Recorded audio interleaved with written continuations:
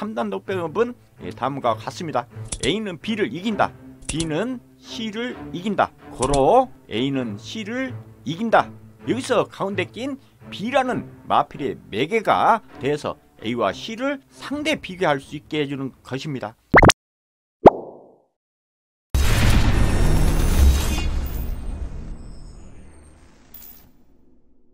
안녕하십니까, 급소리 경마TV의 급소리입니다. 오늘 이 시간에는 마필 상호간 상대 평가에 대해서 알아보도록 하겠습니다. 마필에 대한 기본 능력을 정확히 알고 있어야 전개도 의미가 있고 승부 의지도 의미가 있는 것입니다. 객관적으로 검증된 방법도 있겠고 사람마다 자신만의 노하우도 있을 것입니다. 그중 많이 쓰는 방법 중 하나가 마필 간의 능력을 상호 비교하는 것입니다. 경주마가 데뷔전을 치르고 2전, 3전 경주를 하다 보면 같이 출전하는 마필이 있을 것입니다. 또한 승군도 하면서 같은 경주에 출주하는 경우가 많이 생깁니다. 이럴 경우 서로 겨루다 보면 상대적인 승패가 나오기 마련입니다. 그것을 일컬어 상대 전적이라고 하는데 마사의 사이트 출마표에도 나오고 일부 예상지에도 표로 나오기도 합니다.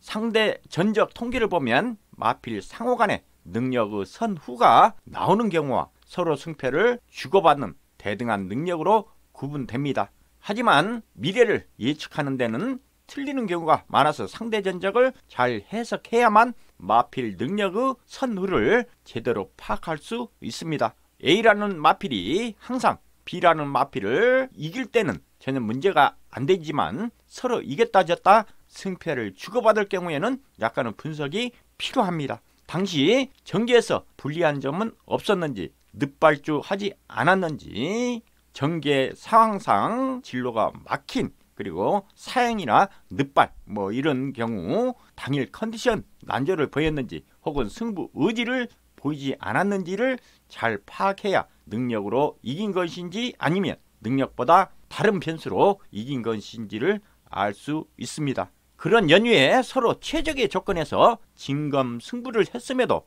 전경주 졌던 말이 이번에 이겼다면 걸음이 확실히 늘었다는 판단을 할 수 있을 것입니다. 이렇게 두 마필이 서로 같이 출주해서 능력을 비교할 수 있는 경우에는 마필 능력을 쉽게 판단할 수 있습니다.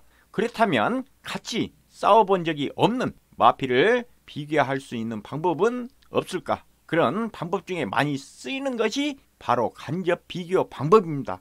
이 방법은 논리학에서 말하는 3단 논법을 응용한 방법이라고 생각됩니다. 3단 논법은 다음과 같습니다. A는 B를 이긴다. B는 C를 이긴다. 고로 A는 C를 이긴다.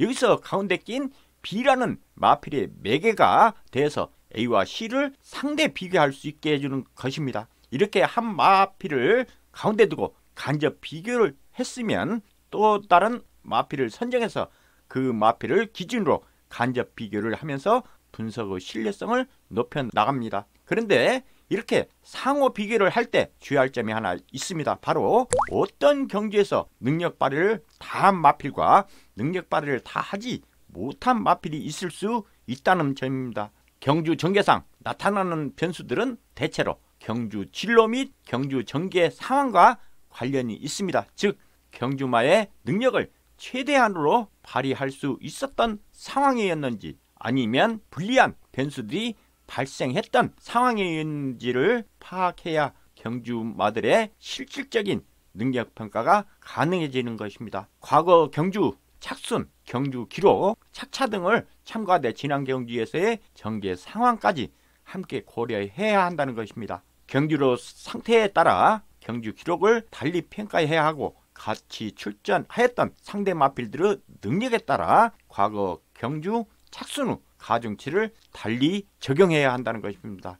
그래서 다음 단계로 각 경주를 세밀히 분석하면서 능력 발휘가 제대로 된 경주였는지 검증해 나가야 합니다. 기준이 되는 마필이나 상호 비교하는 마필이나 최선을 다한 성적인지 아닌지를 파악하는 것이 중요합니다. 상호 비교는 각 마필이 전력을 다해서 능력 발휘를 했을 경우에만 의미가 있는 것입니다. 그런 면에서 제일 먼저 파악해야 하는 것이 바로 마필의 고유 능력입니다. 이것을 제대로 파악하고 있어야만 다른 여러 변수를 적용할 수 있는 것입니다. 어떤 말이 어떤 경주에서 능력상 되는지 안 되는지 알아야 경주 분석의 절반은 끝났다라고 해도 과언이 아닐 것입니다. 마필 능력을 가늠하는 데 있어서 제일 먼저 접하는 것이 숫자로 표현되는 주파 기록일 것입니다. 하지만 주파 기록은 주로에 따라서 경주 전개에 따라서 변화가 심해서 일일이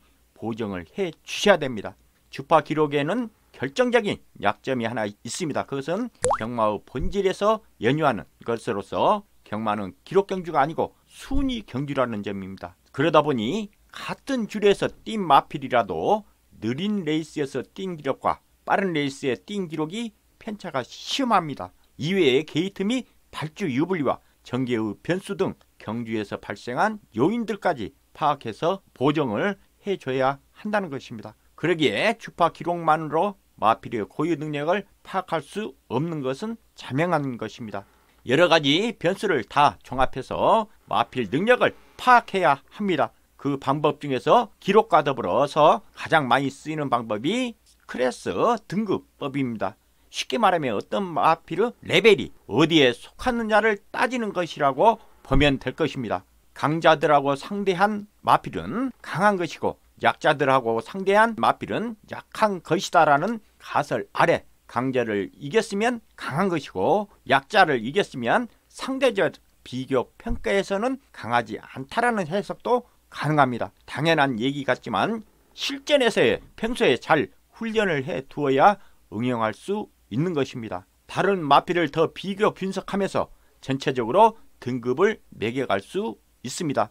그러면서 그 마필이 차지하는 위치를 분석할 수 있고 그런 등급이 모여지면 전체 마필의 순위가 매겨집니다. 전체 마필의 순위를 매기는 것은 클래스뿐만이 아니고 주파 기록과 성적 등 여러 가지 것을 종합적으로 참고하는 것입니다. 마사에서도 이런 작업을 해서 1년에 한 번 프리 핸디캡이라는 것을 발표를 합니다. 하지만 실전 배팅은 매주 일어나므로 마사에서 발표하는 프리 핸디캡은 1년을 총 결산하는 의미로 그냥 보는 것에 불과합니다. 실전에서 매번 변화하는 마필 고유의 능력 선후를 잘 파악하고 있어야 합니다. 매번 복귀를 할 때마다 전에 같이 출전했던 마필이 다음에 어떤 궤적을 그리는지 항상 피드백을 해서 그 마필 고유 클래스를 보정해야 합니다.